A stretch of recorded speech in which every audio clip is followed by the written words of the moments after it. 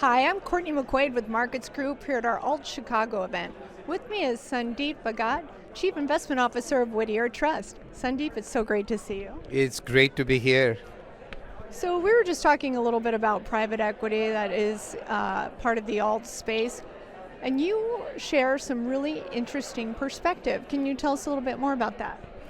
Yeah, the big problem with private equity in the last couple of years is this unexpected rise in interest rates. Interest expenses have gone up much more than people had expected. That has brought valuations down, and a number of companies have just struggled to find exits at the right price. The problem with this is you now have a significant amount of unsold assets. General partners are not able to make distributions, and therefore it's more difficult to attract new committed capital. So the industry finds itself in a bit of a problem. And I think the only way out of this is back to that same topic of interest rates. And I do think that relief is soon on its way in this space. And would that have anything to do with the pending election? Not so much with the pending election. So let me pinpoint exactly where this relief will come from. Growth is beginning to slow down. The Federal Reserve Board has indicated that the balance of risks in the US economy is both between growth and inflation. And the big question now is they have shown a willingness to cut rates as early as September.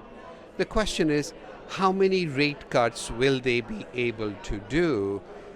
And the real answer to that question is, what is the appropriate final destination, terminal, or so-called neutral rate that they need to be targeting? And here, there are mixed opinions. Many believe this neutral rate needs to be as high as 4%. The Fed, for a long time, thought it was 2.5%. And after a great deal of thought and analysis, my personal view is it's neither of these two numbers. It's somewhere in between at about 3%. All it means, very simply, for the listener, is the Fed is sitting at 5.5%. They, I believe, can go down to 3%. That means there are 8 or 9 or 10 rate cuts ahead of us starting in September. And I think we will get to that destination in 18 months, at the worst in 24, which is faster than what most people believe. And I think that bodes so well for private equity. And do you think if Trump gets elected, will that make it happen a little faster? It is believed that Trump may exert pressure on the Federal Reserve Board to have lower rates.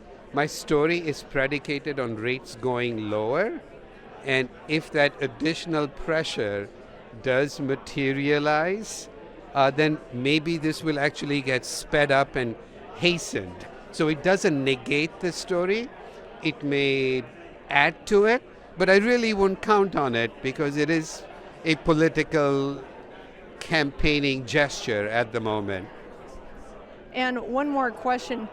How do you feel private credit fits into all of this? Private credit is such a hot topic too.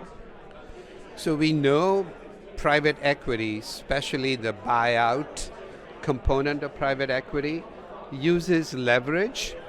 So wherever leverage is prevalent, and it is to some extent in private credit as well, look, the cost of leverage has just gone up, and so instead of enhancing returns, it is acting as a headwind. And to the extent that this plays out in reverse, where lower interest rate provide relief to risky assets, I think private credit will benefit as well. That's really interesting. Well, thank you so much. How are you enjoying the event? Oh my God, this conference is fantastic. Well organized. I'm so glad to be here. Well, we're glad to have you, Sandip, and it's great to see you. Thank you. Great to be back. And we're live at Alt Chicago.